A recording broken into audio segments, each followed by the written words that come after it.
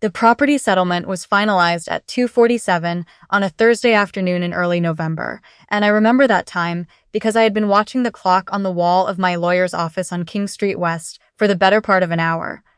Not out of impatience, exactly, but because I needed something fixed and unchangeable to hold on to while the rest of my life was being divided into line items on a spreadsheet.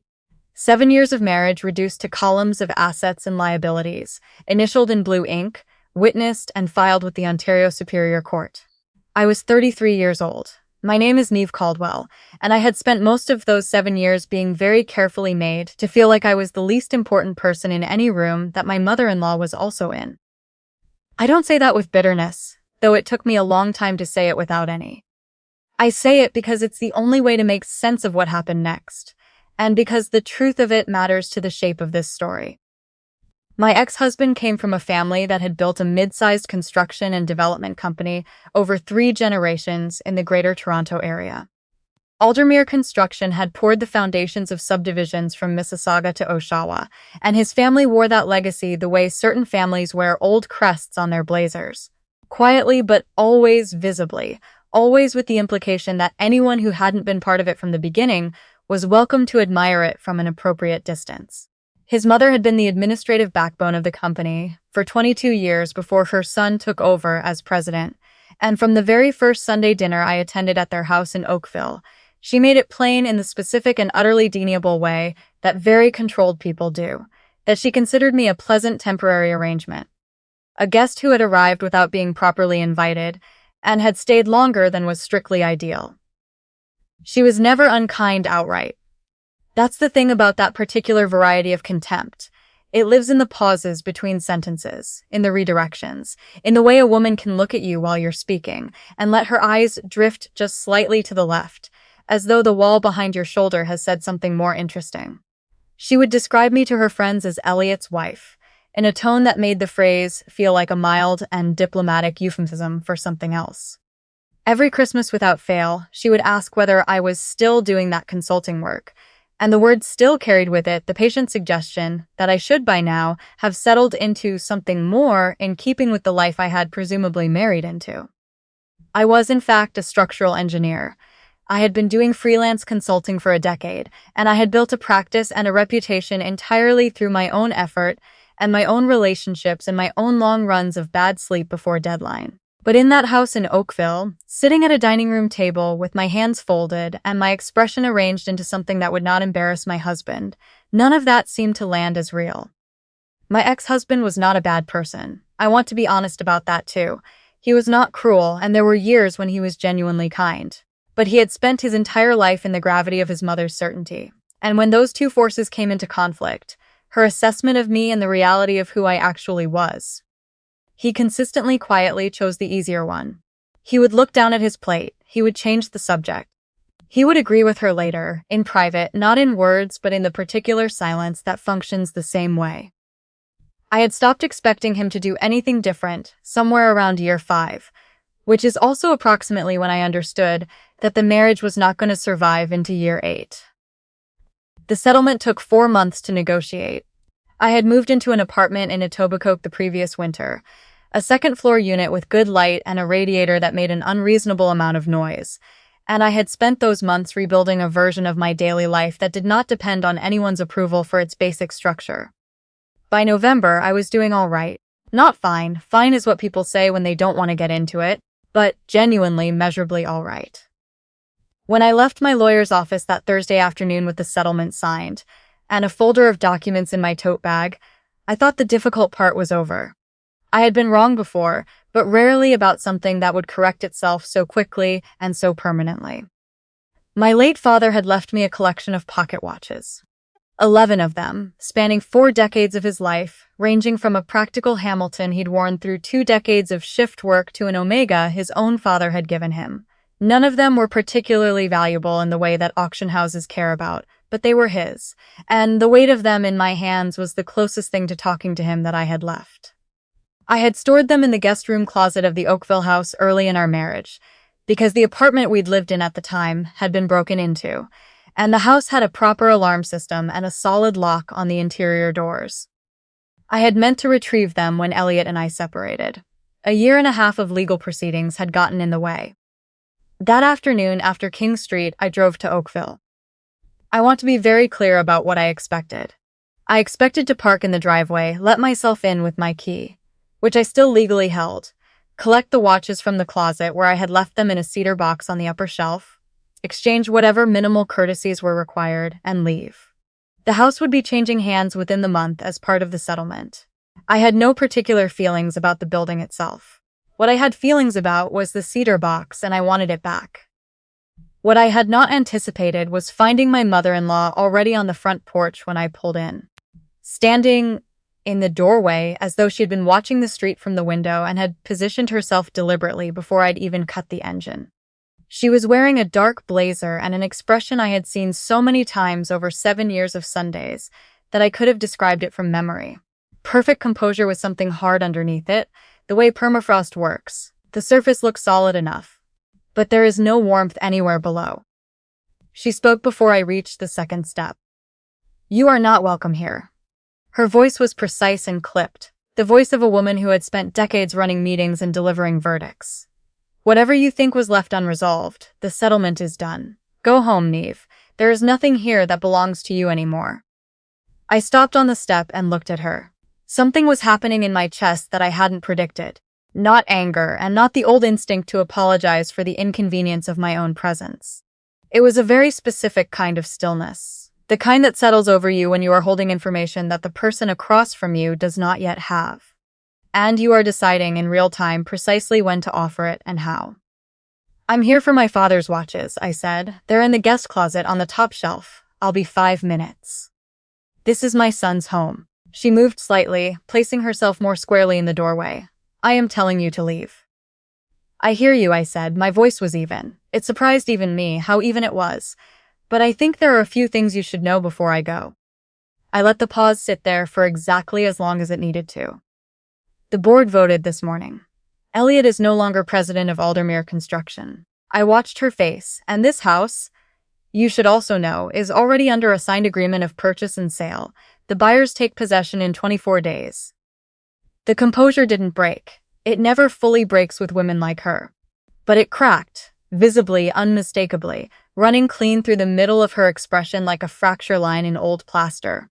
Her hand, which had been resting with studied casualness on the door frame, tightened around it until her knuckles changed color. "That," she said, after a moment that stretched long enough to be uncomfortable, "is not possible. You have no standing at Aldermere. You have never had standing at Aldermere. You were not part of this company." And there it was, the thing she believed entirely and entirely incorrectly. Because it had been so much easier for the people around me to maintain that belief than to acknowledge what had actually happened. 6 years earlier, Aldermere had been in real trouble. A condominium development in Mississauga had collapsed into a sprawl of cost overruns, contractor disputes, and cascading project delays that were pulling down the company's cash flow and its reputation simultaneously. Their line of credit with Scotiabank had been maxed out. 2 of their most dependable subcontractors had stopped returning calls. Elliot had come to me on a February evening at our kitchen table with a laptop screen full of numbers and a look on his face that I had not seen before, the look of a man who has run out of solutions he is willing to admit to. I knew what to do. I had been a structural engineer and construction consultant for a decade. I knew where projects went wrong and why, and I knew how to read the secondary signals that accountants miss because they are not trained to look at the job site and the spreadsheet at the same time. Over the following 4 months, I restructured 3 outstanding contracts, renegotiated 2 supplier agreements, and connected Aldermere with a project management firm out of Hamilton that brought enough operational discipline to stabilize the workflow within a quarter. I also invested $140,000 of my own money, savings I had accumulated over 10 years of my own practice, my own client relationships, my own early mornings, in exchange for a 22% equity stake in the company. The agreement was documented. It was signed by Elliot in his capacity as president and by me as incoming minority shareholder. It was witnessed by a notary public on a Wednesday afternoon in April, and I kept the original in a fireproof document case in my apartment, which is where it had been sitting since the separation. The shares were listed in the marital asset disclosure filed with the court in January. My mother-in-law's name was not on that filing, because she was not a party to the proceeding. Elliot had known since the day the papers were served. He had simply not found the right moment to explain it to her, and the settlement had concluded before he had to. I have held equity in Aldermere for 6 years, I said. I sit on the board. I have for 5. All of it was disclosed to your son's legal team during the proceedings. I let that settle. He knew. He simply didn't tell you. She looked at me for a long time. The November wind moved through the oak trees along the boulevard and sent a scatter of leaves across the driveway between us. The board convened this morning, I continued. The audit committee has been raising concerns about your son's leadership for the better part of 18 months. 3 active projects over budget by a combined total of approximately $2.3 million. 2 significant contracts lost to Meridian Builders in consecutive quarters.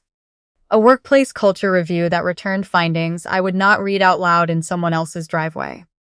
I flagged every single one of those items in formal board meetings and in written memos going back to last spring. I requested an independent management review in August. I was told more than once that I was being alarmist. I looked at her steadily. The audit committee did not share that view. The board voted unanimously this morning. She said nothing. I had the impression she was trying to locate a response that would restore the shape of the afternoon to something she recognized, and finding that the available options had narrowed considerably. She looked, for the first time in 7 years of knowing her, genuinely small.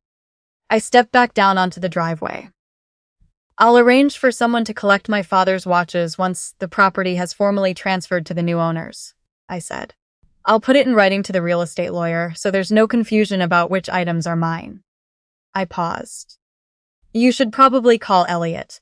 He's going to want to talk to you before the end of the day, and it will be better for both of you if you've heard it from him first. I turned and walked back to my car. I did not look back. I drove to a coffee shop on Lakeshore, ordered a medium dark roast, and sat in the parking lot while the November light came down flat and gray over the lake. My phone rang 17 minutes later, Elliot's name on the screen. I let it ring once, then twice, then picked up. Tell me what happened. His voice was low and controlled in the way that meant he was working very hard to keep it that way. My mother called me. She can barely tell me what she's trying to say. She's saying you told her I've been removed from Aldermere and that she's losing the house. Is any of that? All of it is true, I said. The silence that followed had a particular texture to it. Not surprise exactly. More like the sound of someone taking in the full dimensions of something they had been told was a manageable problem for a long time and had just discovered was not. The board voted this morning, I said. Reynolds presented the consolidated audit findings. The results were not close. It was 6 votes to 0, Elliot. You'll have 90 days of transitional support, which is more than the 60 your contract calls for, and the search for a permanent replacement will be conducted by an external firm with no legacy connections to the family. I waited. I thought that was fair. You did this because of the divorce. His voice had shifted into something that wasn't quite anger and wasn't quite a question. You're punishing me. I'm not, I said, and I meant it. The desire to punish him had come and gone, sometime in the long quiet of the previous winter. What had replaced it was something simpler and less interesting. A clear-eyed understanding that the company I had rescued with my own money and my own labor was being run into the same kind of trouble I had rescued it from, by a person who had spent 6 years finding new ways to ignore the evidence of it. This is about 431 employees. It's about the subcontractors and the trades and the project managers who show up every morning and do the work, and who deserve to work for something that isn't quietly collapsing under them. You could have come to me. The ache in my chest was familiar but softer now than it used to be, the kind of pain that has been handled enough times that it no longer has sharp edges. I came to you in March, I said, and in May, and in August, twice, once in a formal memo circulated to the full board, and once at your parents' house at dinner, where your mother told me I was being dramatic, and you told me I was worrying about things that weren't in my lane. I paused. I was very specifically in my lane, Elliot. I had the paperwork to prove it. He started to say something. I let him begin, then very gently ended the call, because I had said everything I needed to say, and everything further would have been for his benefit rather than mine, and I had spent the better part of 7 years doing things for other people's benefit at the cost of my own. I was done with that particular arrangement. That evening, I met Fatima Osi for dinner at a restaurant near Union Station. She had joined the board as an independent director 18 months earlier, recruited for her background in construction finance, and her history of asking the questions that rooms of comfortable people would prefer not to have asked. She had been the one to pull me aside after a board meeting in the spring, with a look of careful and deliberate neutrality, and say that the numbers she was seeing did not correspond with the narrative she was being given. We had been exchanging carefully worded emails since April.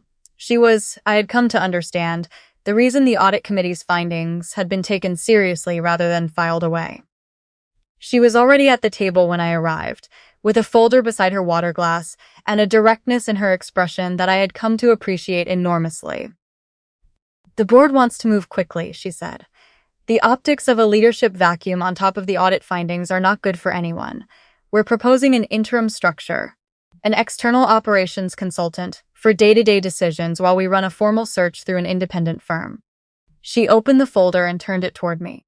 "But given your equity position, your history with the company's finances, and frankly the fact that your restructuring work 6 years ago is still the reason Aldermere survived that quarter intact, there's a conversation the board would like to have with you about whether you'd consider a more active interim role." I looked at the documents in the folder. I thought about the drive home from Mississauga the evening after I had finalized the restructuring plan, exhausted in the specific way that comes from doing complicated work under significant pressure, thinking that what I had done mattered. And then the slow, quiet revelation over the years that followed, that the people who had needed the work done had very little interest in crediting who had done it once the immediate crisis had passed.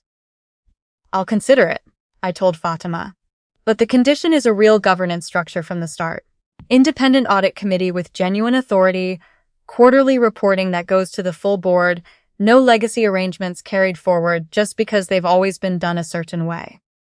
She gave a small, precise smile. "The board expected you'd have conditions. That's part of why they asked."